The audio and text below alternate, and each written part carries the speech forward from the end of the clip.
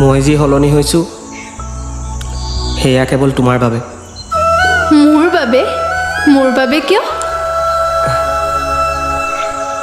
কাৰণ তোমাক লগ পোৱাৰ পাছতে প্ৰথমবাৰৰ বাবে কাৰোবাক মাতিবলৈ শিকিলোঁ, কাৰোবাক অন্তৰৰ কথা খুলি ক'বলৈ শিকিলোঁ, আৰু সকলোতকৈ ডাঙৰ কথা,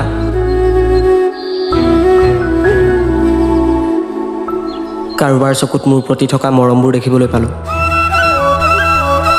আৰু সেই মৰমবোৰৰ সঠিক ঠিকনা দিবলৈকে নিজকে সলনি কৰিবলৈ চেষ্টা কৰিলোঁ।